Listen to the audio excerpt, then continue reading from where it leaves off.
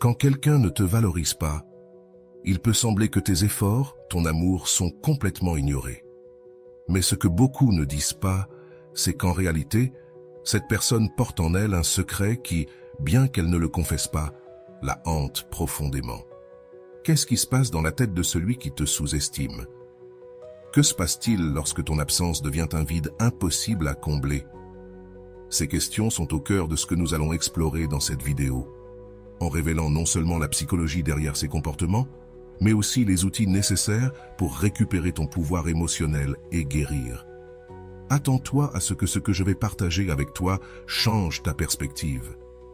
Nous allons explorer comment le regret, la culpabilité et l'idéalisation de ton absence peuvent marquer cette personne plus que tu ne l'imagines. Mais ce qui est le plus important, c'est que tu découvriras comment ce savoir peut t'aider à t'autonomiser, à rediriger ton énergie et à te concentrer sur la construction de la vie que tu mérites. Il ne s'agit pas seulement de comprendre celui qui ne te valorise pas, mais de te découvrir toi-même. Alors prépare-toi, car cela va transformer ta manière de te relier à toi-même et aux autres. Commençons à développer le sujet. Le secret qui obsède celui qui ne te valorise pas réside dans la combinaison d'émotions intenses que cette personne éprouve face à son incapacité à te reconnaître dans sa vie. La culpabilité, par exemple, émerge comme une réaction presque automatique lorsque la réalité de ton absence devient palpable. Rolando explique que la culpabilité est le premier pas vers le regret, mais aussi le plus difficile à admettre, car elle confronte la personne à ce qu'elle n'a pas su voir alors qu'il était juste devant elle.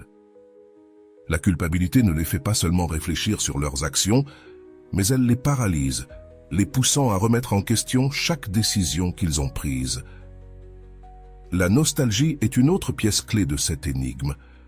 Chaque petit détail qui faisait auparavant partie de leur routine, ton rire, tes mots, tes gestes, devient un rappel constant de ce qui n'est plus là. Ce sentiment de perte ne disparaît pas avec le temps. Au contraire, il s'intensifie. Ka-Jun a décrit la nostalgie comme un pont entre le passé et le présent qui ne peut pas toujours être franchi, mais qui est toujours là. Pour celui qui ne te valorise pas, ce pont devient un chemin douloureux qu'il parcourt encore et encore dans son esprit. Un autre élément qui l'obsède est la comparaison.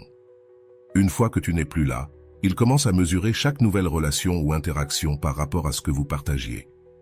Le vide laissé par une relation authentique ne peut pas être comblé par des superficialités, et c'est dans ce vide que naissent les plus grandes obsessions. Cette comparaison ne fait pas seulement renforcer leurs regrets, mais elle les garde aussi dans un cycle émotionnel, où ils essaient de justifier ce qu'ils ont perdu, tout en affrontant la réalité qu'il n'y a pas de retour en arrière. Et c'est ici qu'entre la véritable leçon pour toi. Il ne s'agit pas de chercher à ce que quelqu'un d'autre valorise ce que tu as à offrir. Il s'agit de reconnaître toi-même ta valeur, indépendamment de ce que les autres perçoivent. Dans cette vidéo, tu apprendras à identifier les schémas qui perpétuent ces dynamiques et à les briser pour toujours. Mais fais attention, car ce que nous allons révéler ensuite ne t'aidera pas seulement à comprendre l'esprit de celui qui ne te valorise pas, mais aussi à récupérer ton pouvoir émotionnel et à commencer un nouveau chapitre dans ta vie. Si cette vidéo t'inspire, laisse dans les commentaires la phrase « Mon bien-être est toujours une priorité ». Le secret qui obsède celui qui ne te valorise pas réside dans des émotions profondes et souvent cachées, qui commencent à émerger lorsque tu n'es plus là. Bien qu'ils puissent paraître indifférents sur le moment, ces individus font face à une tempête intérieure de culpabilité, de regret, de nostalgie et de vide qui les pousse à reconsidérer ce qu'ils ont perdu. C'est un processus silencieux, mais dévastateur, qui, bien qu'il ne se manifeste pas toujours ouvertement, affecte leur quotidien. La culpabilité est l'une des premières émotions qui apparaissent. Ce sentiment d'avoir laissé filer quelque chose de précieux devient un poids constant. Il ne s'agit pas seulement de réfléchir à ce qu'ils ont mal fait, mais aussi de reconnaître les occasions qu'ils ont laissées passer pour te montrer combien tu comptais. Rolando explique que la culpabilité n'est pas seulement un rappel du passé, mais aussi une porte vers l'introspection que beaucoup ont peur d'ouvrir. Cette culpabilité, si elle n'est pas traitée, peut devenir un moteur qui les maintient piégés dans un cycle d'autocritique et de déni. La nostalgie, pour sa part, agit comme un écho du passé qui ne disparaît pas. Chaque petit détail partagé avec toi, une chanson, un lieu, une phrase devient un déclencheur émotionnel qui les transporte vers les moments où tu étais encore là. K. June a décrit la nostalgie comme un reflet de l'âme, cherchant à se reconnecter avec ce qu'elle a perdu, mais sachant qu'elle ne pourra jamais le récupérer.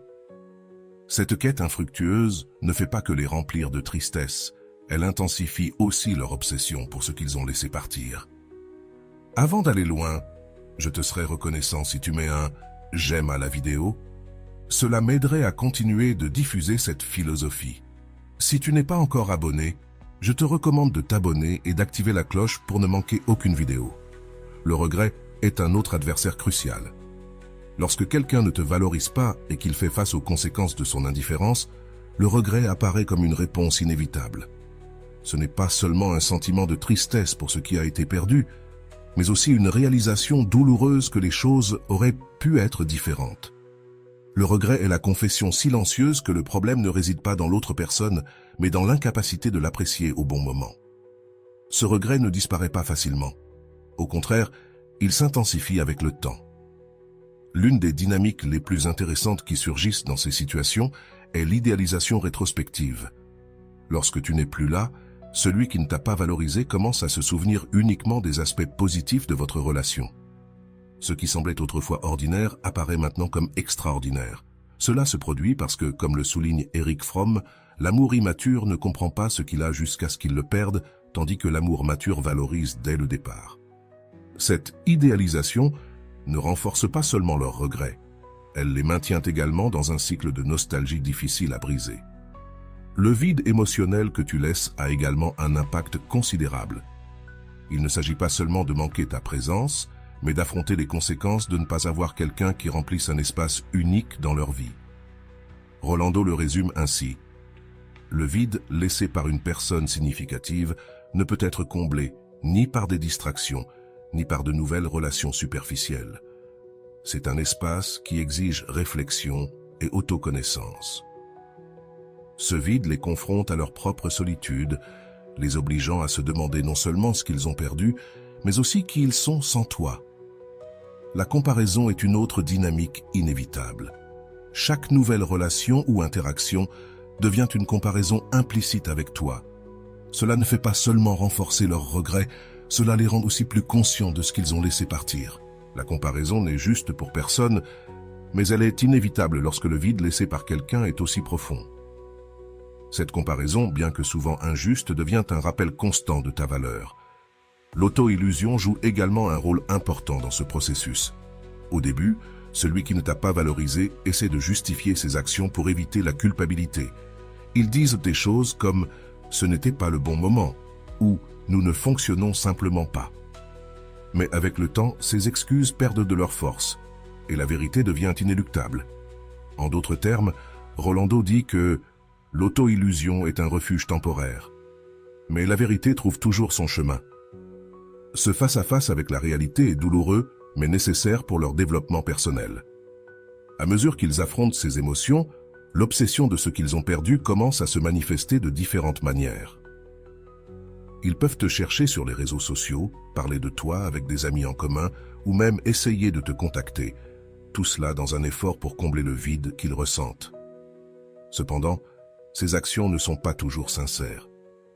Souvent, elles sont motivées par leur besoin de soulager leur propre culpabilité, plutôt que par un véritable désir de réconciliation. La leçon la plus importante qu'ils doivent apprendre est que les relations authentiques ne sont pas remplaçables. Chaque personne est unique et les connexions bâties avec amour et authenticité ne peuvent être reproduites. Cette reconnaissance, bien qu'elle arrive tardivement, est l'un des pas les plus importants dans leur processus de croissance personnelle. En d'autres termes, le véritable prix d'une relation ne se mesure pas à ce que tu as lorsque tu es dedans, mais à ce que tu ressens lorsqu'elle est terminée. Ton absence, alors, non seulement les affecte émotionnellement, mais aussi dans leur perception d'eux-mêmes. En affrontant les conséquences de ne pas t'avoir valorisé, ils commencent à remettre en question non seulement leurs actions, mais aussi qui ils sont en tant que personne. Ce processus d'introspection, bien que douloureux, est nécessaire pour qu'ils puissent apprendre de leurs erreurs et se développer émotionnellement. En fin de compte, le secret qui obsède celui qui ne te valorise pas n'est pas seulement la culpabilité ou le regret, mais la reconnaissance que ton absence a créé un vide qu'ils ne peuvent remplir. Ce vide n'est pas seulement un espace physique ou émotionnel, mais aussi une leçon qui les oblige à réévaluer leurs priorités, leurs décisions et leur capacité à établir des connexions significatives à l'avenir. L'obsession ressentie par celui qui ne t'a pas valorisé ne surgit pas de nulle part, mais résulte d'un profond choc émotionnel entre ce qu'il avait avec toi et ce qu'il affronte sans toi. C'est comme s'ils étaient confrontés à une version d'eux-mêmes qu'ils n'avaient pas envie de reconnaître, celle qui n'a pas su apprécier, qui s'est laissée aller dans la routine, qui a sous-estimé tes gestes et n'a pas compris la profondeur de ce que tu offrais. Ce face-à-face avec leur propre incapacité émotionnelle est dévastateur, car non seulement ils perdent quelqu'un, mais ils se retrouvent face à un vide interne qui s'est révélé avec ton départ. La culpabilité peut être diffuse et facile à ignorer, mais elle s'intensifie avec le temps. Cela commence comme une sensation d'inconfort, une pensée passagère qui dit « j'aurais pu faire plus ». Mais plus le temps passe, plus cela se transforme en une certitude accablante. Rolando l'explique clairement. La culpabilité ne disparaît pas, elle reste au fond, attendant le moment où tu seras suffisamment vulnérable pour l'affronter. Ce processus interne est implacable et les oblige à revivre mentalement chaque moment où ils ont pu agir différemment. La nostalgie, de son côté, ne se manifeste pas seulement dans les souvenirs heureux, mais aussi dans les petits détails qui passaient auparavant inaperçus. Une chanson qu'ils écoutaient ensemble, un endroit qu'ils fréquentaient, même un mot ou une phrase que tu disais souvent. Tout cela devient un déclencheur émotionnel qui les transporte à une époque où tu étais encore présent. Kat Jun a décrit la nostalgie comme un pont émotionnel entre le passé et le présent, souvent traversé avec plus de douleur que de joie. Pour eux, ce pont est un rappel constant de ce qu'ils ont laissé partir. Le regret n'est pas seulement lié à ce qu'ils n'ont pas fait, mais aussi à la compréhension que les opportunités perdues ne peuvent être récupérées. C'est comme une montre qui ne cesse de marquer le temps, leur rappelant que chaque moment où ils ne t'ont pas valorisé a été un pas de plus vers ta perte. Rolando dit que le regret n'est pas seulement une punition émotionnelle, c'est un appel à évaluer comment nous vivons nos relations. Cet appel est inévitable et, bien qu'il puisse être transformateur, il est aussi profondément douloureux. L'idéalisation rétrospective est un autre mécanisme qui alimente leur obsession. En regardant en arrière, les moments heureux qu'ils ont partagés deviennent plus vifs, tandis que les conflits et désaccords semblent s'estomper.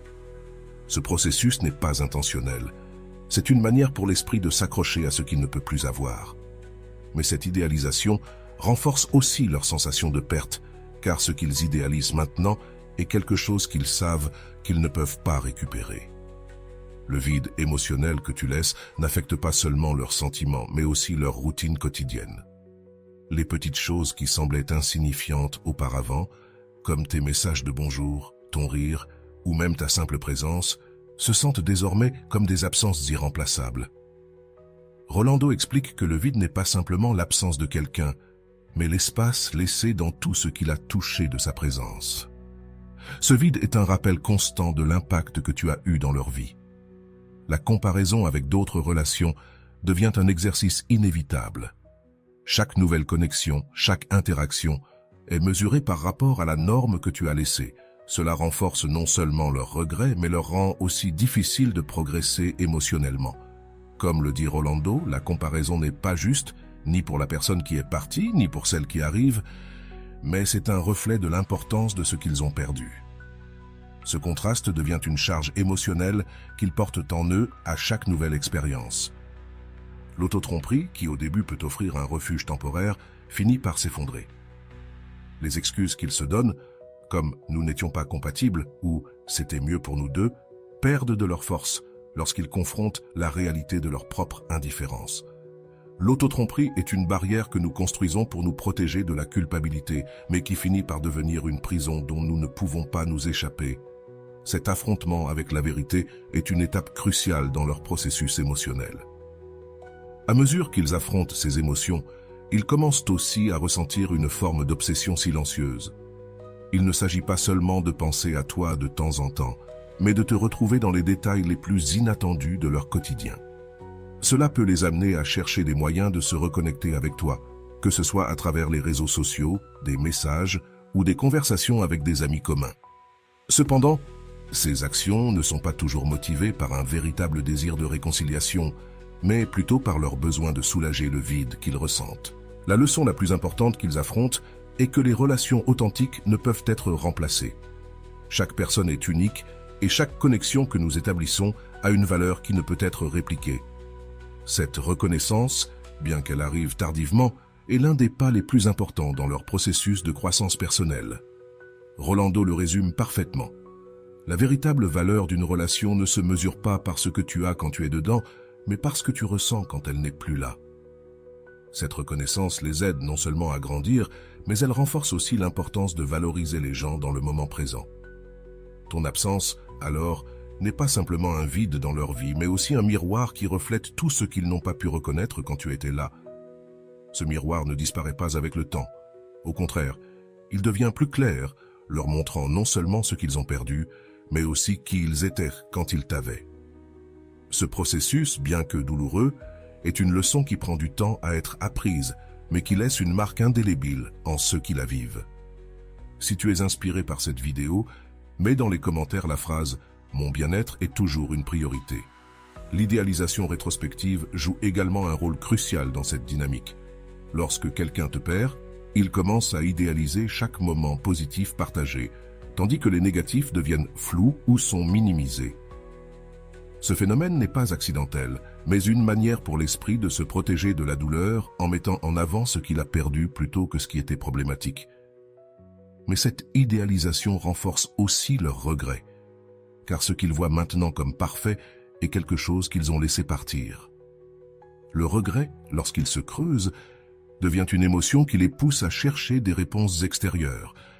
Dans de nombreux cas, celui qui ne t'a pas valorisé essaiera de comprendre ce qu'il aurait pu faire différemment ou cherchera des excuses pour justifier son comportement.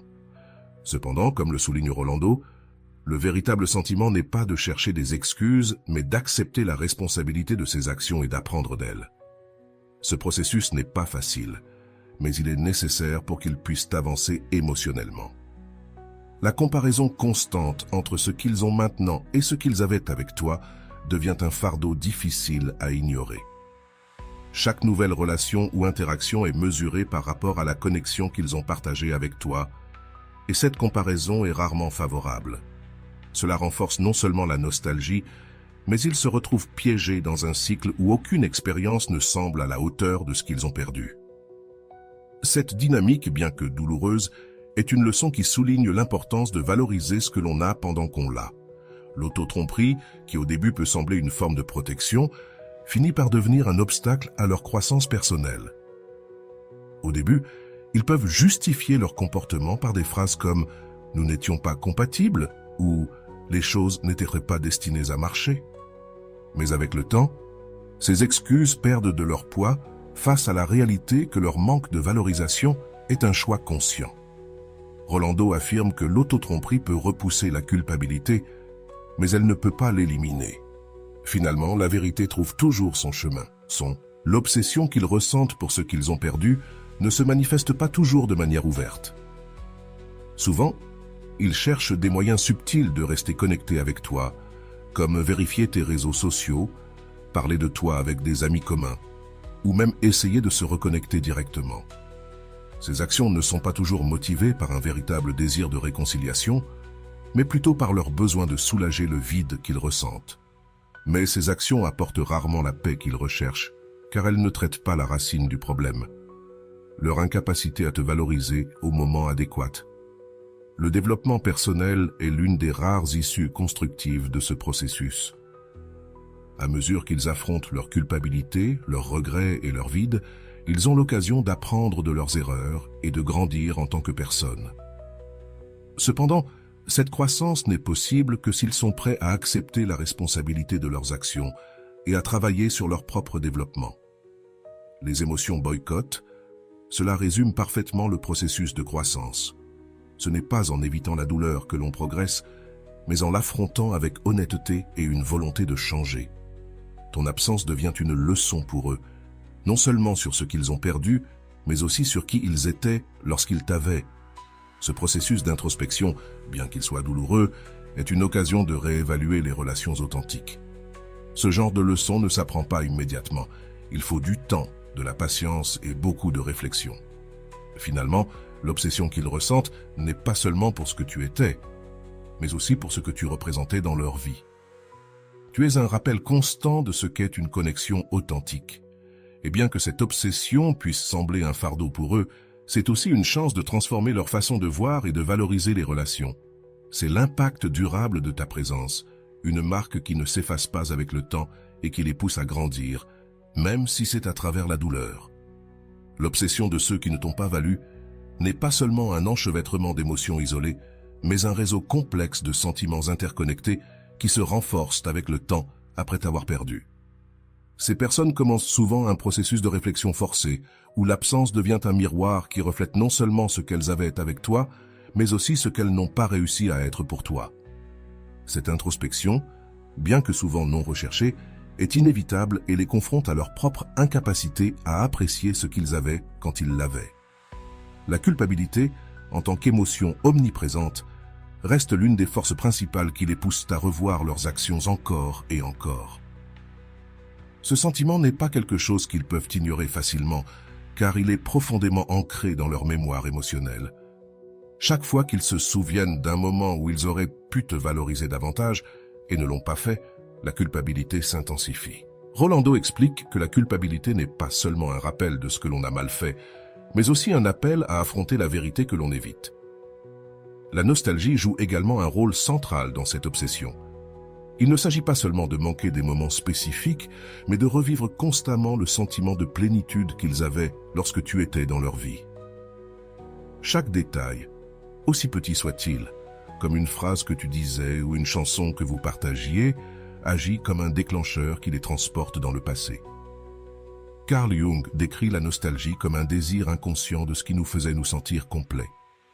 Pour eux, ces moments semblent désormais lointains et inaccessibles, ce qui ne fait qu'intensifier leur sentiment de perte.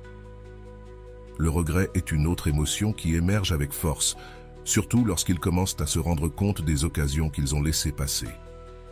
Ce regret ne se limite pas à ce qu'ils ont fait, mais aussi à ce qu'ils n'ont pas fait. Les mots qu'ils n'ont pas prononcés, les gestes d'amour qu'ils n'ont pas rendus, les fois où ils se sont éloignés émotionnellement sans raison apparente. Rolando souligne que le regret n'est pas seulement une réaction au passé, mais un puissant outil pour transformer l'avenir. Si tu es prêt à écouter ce qu'il te dit, l'idéalisation rétrospective devient un piège émotionnel qui alimente encore plus leur obsession. En regardant en arrière, les moments heureux partagés avec toi sont amplifiés, tandis que les conflits et les désaccords sont minimisés ou complètement oubliés. Cela ne distorsionne pas seulement leur perception de la relation, mais crée également une image de toi qui est presque impossible à égaler. Erich Fromm l'a résumé en disant que l'amour immature ne reconnaît pas la valeur du présent, mais l'idéalise lorsqu'il devient passé. Le vide que tu laisses ne se ressent pas seulement sur le plan émotionnel, mais aussi sur le plan pratique. Les petites choses que tu faisais pour eux, comme être présent lors des moments difficiles ou célébrer leur réussite, sont maintenant des absences palpables dans leur vie quotidienne. Ce vide devient un rappel constant de tout ce que tu représentes pour eux, quelque chose qu'ils n'ont pas toujours été capables de voir quand tu étais proche. Ce vide n'est pas seulement un espace qui reste, mais un rappel de ce qu'il a une fois rempli. La comparaison avec de nouvelles relations ou interactions devient une dynamique inévitable. Chaque personne qui entre dans leur vie est mesurée par le standard que tu as laissé. Cela ne renforce pas seulement leur sensation de perte, mais rend également plus difficile pour eux de s'ouvrir émotionnellement, car aucune relation ne semble à la hauteur de ce qu'ils ont partagé avec toi. Cette comparaison, bien que douloureuse, est une leçon implicite sur l'importance de valoriser ce que l'on a avant de le perdre. L'auto-illusion, qui au début peut leur offrir une manière d'éviter la culpabilité, finit par se désintégrer face à la réalité. Les excuses qu'ils se donnent, comme « nous n'étions pas destinés à être ensemble » ou « ça n'a tout simplement pas fonctionné », perdent de leur force lorsqu'ils affrontent l'impact de ton absence dans leur vie. Rolando affirme que l'illusion n'est pas une solution, mais une distraction qui finit par te laisser face aux mêmes problèmes que tu tentais d'éviter. L'obsession qu'ils ressentent n'est pas toujours évidente pour les autres, mais elle se manifeste dans de petits gestes, comme revisiter les réseaux sociaux, demander de tes nouvelles à des amis en commun, ou revivre des conversations passées dans leur esprit. Ces actions ne sont pas simplement un moyen de se reconnecter avec toi, mais une tentative de combler le vide qu'ils ressentent. Cependant, elles sont rarement efficaces, car elles ne s'attaquent pas à la racine de leur douleur. Le manque de valorisation au moment approprié. Le développement personnel est l'une des rares issues constructives de ce processus. Si bien que tout le monde n'est pas prêt à affronter ses erreurs et à en tirer des leçons, ceux qui le sont découvrent que le regret et la culpabilité peuvent être des moteurs puissants de changement. Rolando résume cela de manière précise. Le développement personnel ne vient pas d'éviter la douleur, mais de l'embrasser comme une occasion de transformation. Ce développement ne leur permet pas seulement de guérir, mais aussi de comprendre la véritable valeur des relations authentiques. Ton absence devient une leçon qui va au-delà de l'émotionnel, une expérience qui les oblige à réévaluer leurs priorités, à remettre en question leur comportement et à repenser leur manière de se relier aux autres. Ce processus d'introspection, bien que douloureux, est essentiel pour leur développement émotionnel. Tout le monde n'est pas prêt à apprendre de ses erreurs, mais ceux qui le sont trouvent en elles la clé d'une transformation réelle. L'obsession qu'ils ressentent alors n'est pas seulement le reflet de ce qu'ils ont perdu, mais aussi de ce qu'ils manquent à l'intérieur d'eux-mêmes. Ton absence révèle non seulement leur incapacité à te valoriser, mais aussi les aspects de leur vie émotionnelle qui nécessitent du travail. Ce processus, bien qu'il soit difficile, leur offre la possibilité d'affronter leurs propres limites et de commencer à construire une version plus authentique et consciente d'eux-mêmes. L'obsession de celui qui ne t'a pas valorisé devient ainsi une lutte interne qui dépasse les simples souvenirs. C'est un affrontement constant avec la réalité de ce qu'ils ont laissé partir, et plus important encore, avec les raisons pour lesquelles ils n'ont pas su apprécier ce qu'ils avaient. Cette introspection forcée, bien qu'au départ résistée, commence à s'infiltrer profondément dans leur perception d'eux-mêmes et de leurs relations. Si cette vidéo t'inspire, laisse dans les commentaires la phrase « Mon bien-être est toujours une priorité ». La culpabilité évolue avec le temps. Ce qui commence comme une gêne diffuse se transforme en un sentiment beaucoup plus concret et persistant. Chaque fois qu'ils se rappellent un geste, une parole ou une action qu'ils n'ont pas valorisée, la culpabilité s'intensifie. C'est comme une fissure qui, au lieu de se refermer, se creuse avec chaque réflexion. Selon Rolando, la culpabilité est l'écho des décisions que l'on a prises sans comprendre leur impact réel, et sa persistance est un appel à reconnaître ce que l'on a évité de voir. La nostalgie devient alors un compagnon constant, mais il ne s'agit pas d'une nostalgie légère ou romantique, c'est un désir profondément ancré dans les détails que l'on ignorait auparavant. Les endroits que vous fréquentez ensemble, les chansons que vous partagiez, ou même les routines quotidiennes. Ces choses ont désormais un poids émotionnel qu'elles n'avaient pas avant. Carl Jung décrit la nostalgie comme l'âme se souvenant de ce qui a un jour été ressenti comme un foyer. Pour eux, tu représentes ce foyer, et maintenant cet endroit de sécurité et de connexion semble inaccessible. Non seulement cela déforme la réalité, mais cela fait également paraître toute relation future moins significative en comparaison, comme l'a souligné Arf. L'idéalisation du passé est un piège émotionnel qui nous empêche de valoriser le présent et d'accepter l'avenir. Ce processus les maintient piégés dans un cycle de nostalgie difficile à briser. Le vide laissé se ressent plus profondément avec le temps.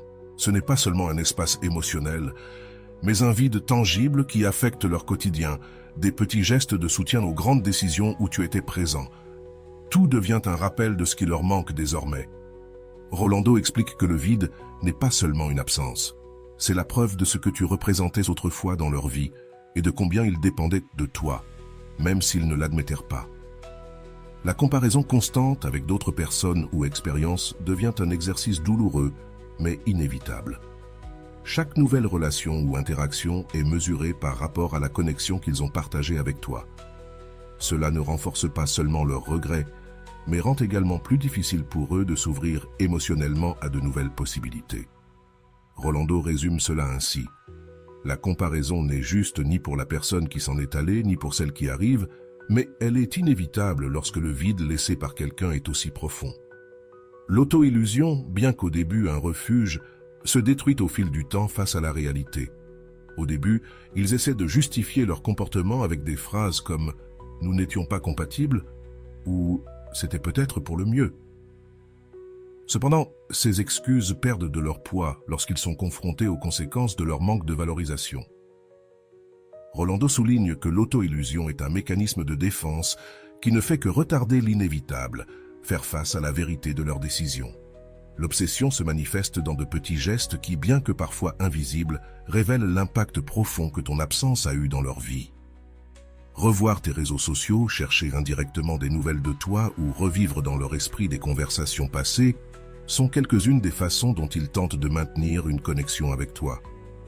Cependant, ces actions leur apportent rarement du réconfort car elles ne traitent pas la racine de leur douleur, leur incapacité à te valoriser pendant que tu étais là. L'apprentissage personnel est l'une des rares issues constructives de ce processus. S'ils parviennent à surmonter la culpabilité, le regret et la nostalgie, ils ont l'opportunité de grandir et de se transformer. Rolando affirme que la véritable croissance personnelle survient lorsque tu cesses d'éviter la douleur et commences à l'accepter comme une opportunité d'apprentissage. Cette croissance ne les aide pas seulement à guérir, mais leur permet aussi de comprendre la véritable valeur des relations authentiques. La leçon la plus importante qu'ils doivent affronter est que les relations significatives ne peuvent pas être considérées comme acquises. Chaque personne qui entre dans notre vie laisse une empreinte unique, et ces connexions ne sont pas remplaçables. Cette reconnaissance, bien que arrivant tardivement, est l'une des leçons les plus puissantes qu'ils puissent apprendre. Rolando dit que l'impact véritable d'une relation ne se mesure pas lorsqu'elle se déroule, mais en fonction de l'impact qu'elle a sur ta vie après qu'elle ait pris fin. Ton absence n'est pas seulement un vide pour eux, mais un reflet de tout ce qu'ils n'ont pas su valoriser. Ce reflet ne disparaît pas avec le temps. Au contraire, il s'intensifie, les obligeant à faire face à leurs erreurs et à reconsidérer la manière dont ils se lient aux autres. Ce processus, bien que difficile, est essentiel pour leur développement émotionnel et personnel. L'obsession qu'ils ressentent pour toi n'est pas seulement un rappel de ce qu'ils ont perdu, mais aussi une occasion pour eux de faire face à leurs propres limites émotionnelles et de commencer à construire une version plus authentique d'eux-mêmes. Ce type de leçon n'est pas facile, mais il est profondément transformateur pour ceux qui sont prêts à l'apprendre. Si tu veux, je peux développer davantage ce sujet. L'obsession vécue par celui qui ne t'a pas valorisé n'est pas simplement un sentiment passager, mais un processus émotionnel complexe qui s'enracine dans leur quotidien. C'est un rappel constant de ce qu'ils ont eu et de ce qu'ils ont donné, mais surtout de ce qu'ils n'ont jamais su valoriser. Cette combinaison d'émotions, culpabilité, regret, nostalgie et vide, devient un cercle vicieux qui les pousse à réfléchir plus profondément sur leurs propres limites émotionnelles. Ce processus, bien que douloureux, est aussi une occasion de faire face à leur vérité et, dans certains cas, de commencer à guérir. La culpabilité, lorsqu'elle atteint son apogée, cesse d'être une simple gêne pour devenir un moteur de réflexion. Chaque geste qu'ils ont laissé passer inaperçu, chaque parole qu'ils ont ignorée ou chaque moment où ils ont choisi de privilégier d'autres choses au lieu de toi, pèse désormais comme une dette émotionnelle qu'ils ne peuvent rembourser. Rolando décrit la culpabilité comme une alarme émotionnelle qui t'oblige à regarder ce que tu as évité de reconnaître. Tu ne peux pas l'éteindre, mais tu peux apprendre à l'écouter. Ce processus d'écoute n'est pas immédiat, mais il est crucial pour leur évolution personnelle. La nostalgie, souvent idéalisée comme quelque chose de doux dans ce contexte, a une nuance bien plus douloureuse. Ils ne regrettent pas seulement ce qu'ils ont partagé avec toi, mais ils doivent également affronter le fait que ces moments ne reviendront jamais. Chaque lieu, objet ou chanson qui leur rappelle toi devient un portail émotionnel qui les transporte dans un passé désormais inaccessible.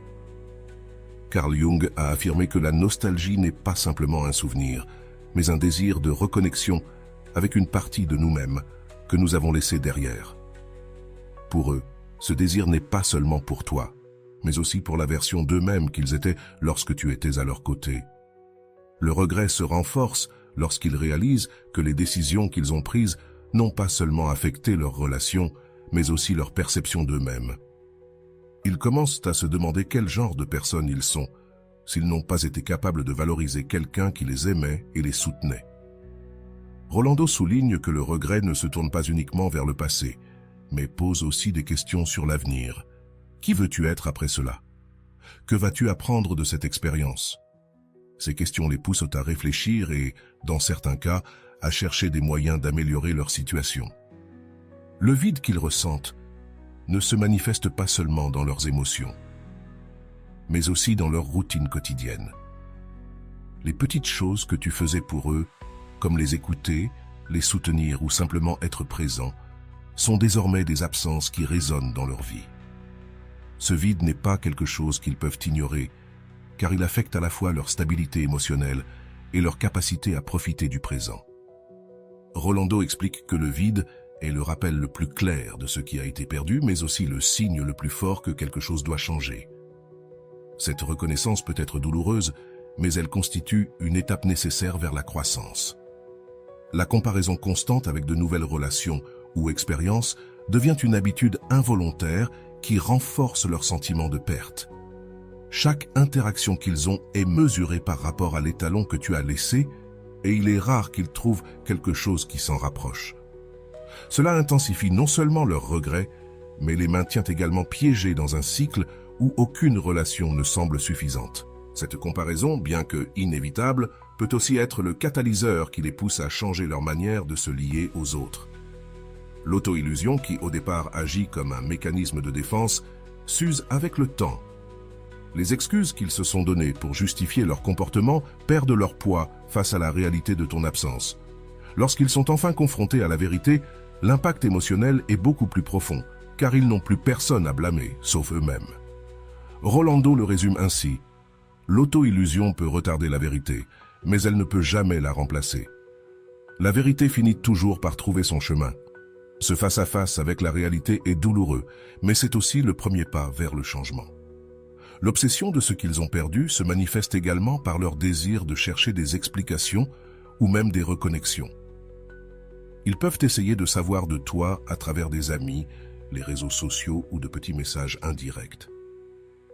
Ces actions ne sont pas toujours authentiques. Elles sont souvent motivées par leur besoin d'atténuer leur culpabilité ou de sentir qu'ils ont encore un certain contrôle sur la situation. Cependant, ces stratégies échouent rarement, car elles ne traitent pas le cœur de leurs problèmes, leur incapacité à te valoriser au moment opportun. Enfin, ton absence devient une leçon qu'ils ne peuvent ignorer. C'est un rappel constant que les relations authentiques ne sont pas remplaçables et que chaque connexion que nous construisons a une valeur unique. Ce processus d'apprentissage n'est ni immédiat ni facile, mais ceux qui sont prêts à l'affronter découvrent que leur perte peut être le début d'une transformation personnelle.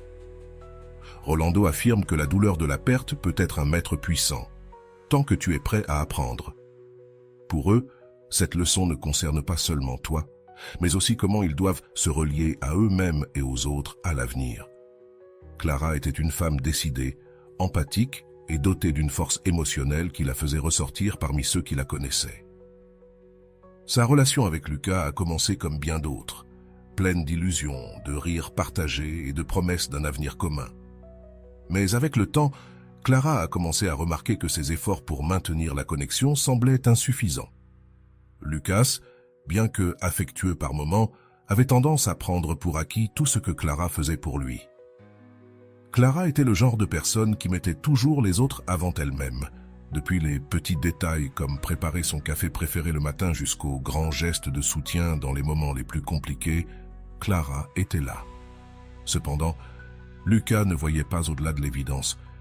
Ce n'était pas qu'il ne s'en souciait pas, mais il était tellement absorbé par sa routine qu'il commença à prendre pour acquis tout ce que Clara offrait. Si cette vidéo t'inspire, mets dans les commentaires la phrase « Mon bien-être est toujours une priorité ». Les premiers signes de distance émotionnelle apparurent dans les petites choses. Lucas avait l'habitude d'oublier les dates importantes, comme l'anniversaire de leur relation, et quand Clara tentait de parler de ses sentiments, il semblait toujours avoir une excuse, le travail, le stress ou simplement être fatigué. Clara essayait de se justifier en pensant que les choses s'amélioreront avec le temps, mais au fond, elle commençait à sentir que quelque chose n'allait pas. Un jour, après une longue période de silence émotionnel entre eux, Clara décida qu'il était temps de parler.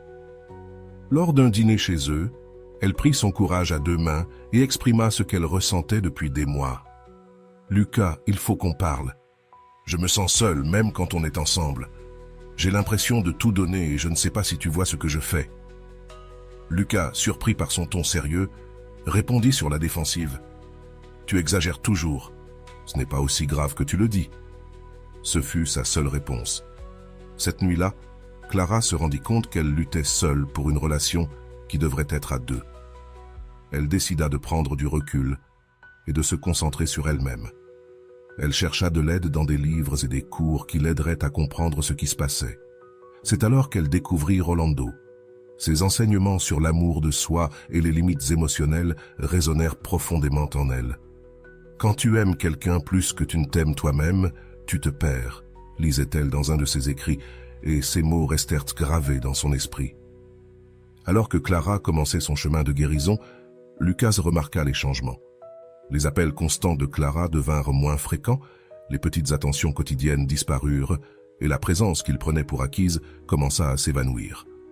Au début, Lucas interpréta cela comme un simple éloignement passager. Il pensa que Clara finirait par redevenir comme avant, celle qui le soutenait émotionnellement sans rien demander en retour. Mais les jours passèrent, et Lucas commença à se rendre compte que quelque chose avait changé. Les moments de silence entre eux devinrent plus longs, et les conversations superficielles qui remplissaient autrefois leur journée étaient maintenant chargées d'une tension qu'il ne pouvait ignorer. C'est alors que Lucas trouva une note que Clara avait laissée sur la table de la cuisine. « J'apprends à me valoriser. Et pour cela, j'ai besoin de prendre du temps pour moi. » L'absence de Clara frappa Lucas de manière inattendue. Ce qui semblait autrefois une routine ennuyeuse était maintenant un espace vide qu'il ne savait pas comment remplir. Chaque coin de la maison, chaque objet qui lui rappelait Clara, devint un écho de ce qu'ils avaient partagé. Mais le plus douloureux fut de réaliser combien il dépendait d'elle émotionnellement, bien qu'il ne l'ait jamais reconnue.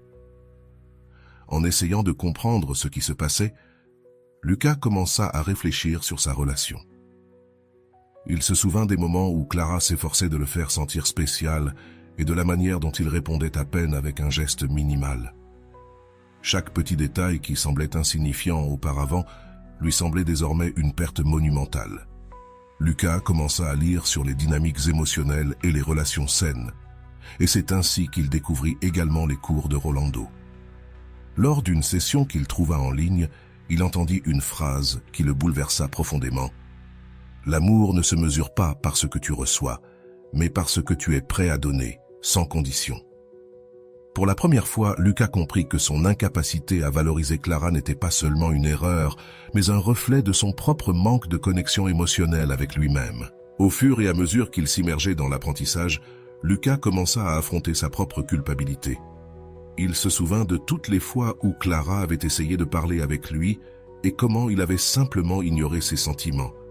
Il réalisa que son indifférence n'était pas intentionnelle, mais cela ne la rendait pas moins nuisible.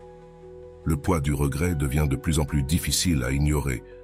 Le vide dans sa vie ne se limitait pas à l'absence de Clara. Il commença également à remarquer comment son manque de valorisation avait affecté d'autres aspects de sa vie, de ses amitiés à ses relations familiales. Lucas comprit que le problème n'était pas seulement sa relation avec Clara, mais une déconnexion plus profonde qu'il portait depuis des années. Pendant ce temps, Clara continuait à travailler sur sa croissance personnelle.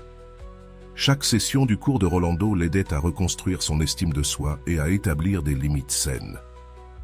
Dans l'un des exercices, Clara écrivit une lettre pour elle-même dans laquelle elle se promettait de ne plus jamais se perdre pour quelqu'un qui ne saurait pas la valoriser. Cette lettre, bien que simple, devint un puissant rappel de sa décision de se prioriser. Lucas poursuivait son processus d'introspection. Chaque jour, sans Clara lui rappelait ce qu'il avait perdu, mais aussi un moteur pour comprendre comment il en était arrivé là. En avançant dans les cours de Rolando, il commença à identifier des schémas de comportement qui l'avaient amené à prendre non seulement Clara, mais aussi d'autres personnes importantes dans sa vie pour acquises. Rolando disait « Le problème n'est pas seulement ce que tu ne valorises pas chez les autres, mais ce que tu ne valorises pas en toi-même. Cette déconnexion se reflète dans toutes tes relations. » Cette réflexion fut un coup dur pour Lucas. Pour la première fois, il comprit que son manque de valorisation envers Clara n'était pas un simple oubli, mais un reflet de son incapacité à être émotionnellement présent. Il se souvient des moments où elle l'avait soutenu lors de ses pires journées, alors qu'il ne reconnaissait à peine ses efforts. Ces souvenirs devinrent un miroir qui l'obligea à affronter son indifférence avec une clarté qu'il n'avait jamais eue auparavant. Pendant ce temps, Clara poursuivait son chemin de guérison. Elle avait commencé à explorer de nouvelles passions qu'elle avait mises de côté pendant sa relation, des petites choses comme reprendre la peinture, jusqu'à des décisions plus importantes, comme s'inscrire à un atelier de leadership émotionnel. Clara redécouvre des parts d'elle-même qu'elle avait ignorées pendant longtemps. Chaque pas qu'elle faisait la rendait plus forte et plus connectée avec elle-même. Lucas, de son côté, continuait à affronter sa culpabilité et son regret. Dans l'un des exercices du cours, il lui fut demandé d'écrire une lettre à quelqu'un qui l'avait profondément blessé, exprimant ses sentiments sans attendre de réponse.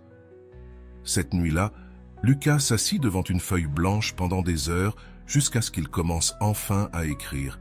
« Clara, je ne sais pas si ces mots te parviendront un jour, mais je ressens le besoin de les dire. Je me rends compte maintenant de combien je t'ai failli, de combien il m'a manqué de te voir vraiment. » La lettre de Lucas fut une catharsis émotionnelle. Pour la première fois, il réussit à mettre des mots sur tout ce qu'il avait ressenti depuis que Clara avait décidé de s'éloigner. Il reconnut son manque d'empathie, son indifférence et son incapacité à valoriser les petits moments significatifs qu'ils avaient partagés. Bien qu'il savait que cette lettre ne parviendrait probablement jamais à Clara, l'acte de l'écrire l'aida à se libérer d'une partie de la culpabilité qu'il portait. Pendant ce temps, Clara se trouvait dans un endroit complètement différent émotionnellement. Elle avait commencé à pratiquer la méditation et à s'entourer de personnes qui valorisent son authenticité. Chaque jour sans Lucas était un rappel de combien elle avait grandi et de tout le chemin parcouru. Dans l'une des leçons de Rolando, elle lut quelque chose qui résonna profondément en elle. L'amour de soi n'est pas seulement un acte de survie, mais un engagement envers toi-même de ne plus jamais accepter moins que ce que tu mérites. Alors que Lucas poursuivait son processus d'apprentissage, il commença à appliquer les enseignements de Rolando dans d'autres aspects de sa vie. Il recommença à se reconnecter avec des amis qu'il avait négligés et à se rapprocher de sa famille. Bien que ces changements ne supprimèrent pas le vide qu'il ressentait à cause de l'absence de Clara, ils l'aidaient à construire une base émotionnelle plus solide pour l'avenir. Un jour, en révisant ses notes du cours, Lucas lut une phrase qui le laissa pensif pendant des heures. Le vrai changement ne se produit pas lorsque tu veux récupérer quelqu'un, mais lorsque tu choisis de devenir meilleur pour toi-même. À cet instant, Lucas comprit que son processus ne devait pas tourner autour de l'espoir que Clara revienne, mais de son désir sincère de devenir une personne plus consciente et émotionnellement disponible. Clara, de son côté, se trouvait également dans un moment de profonde réflexion. Bien qu'elle continuait à travailler sur son développement personnel, elle se demandait parfois comment allait Lucas et s'il faisait face, lui aussi, à l'impact de leur rupture. Cependant, chaque fois que ses pensées surgissaient, elle se rappelait que son chemin ne dépendait pas de lui, mais de son engagement envers son propre bonheur. Bien-être, tandis que les jours se transformaient en semaines, ils continuaient d'avancer sur leurs chemins respectifs. Lucas apprenait à établir des relations plus authentiques avec les autres et avec lui-même, tandis que Clara se concentrait sur la construction d'une vie remplie de buts et d'authenticité. Bien que leurs chemins soient désormais parallèles, tous deux avaient appris des leçons importantes qui les avaient transformés de manière qu'ils n'avaient jamais imaginée. Au fil des mois, Clara et Lucas ont suivi des trajectoires qui, bien que parallèles au début, ont commencé à diverger en termes de direction et de but. Clara était de plus en plus engagée dans son processus de développement personnel. Elle avait trouvé une nouvelle version d'elle-même, une version qui ne dépendait pas de la validation extérieure et qui savait établir des limites claires à chaque session du cours de Rolando. Clara découvrait de nouveaux outils pour renforcer son amour-propre. Une phrase en particulier est restée gravée dans son esprit. « L'amour que tu te donnes à toi-même est le standard que tu établis pour les autres. » D'autre part, Lucas continuait de faire face à son propre chemin d'introspection. Bien qu'il ait fait des progrès, il luttait encore avec la culpabilité et le regret. La lettre qu'il avait écrite à Clara était devenue un rappel tangible de ce qu'il travaillait à surmonter.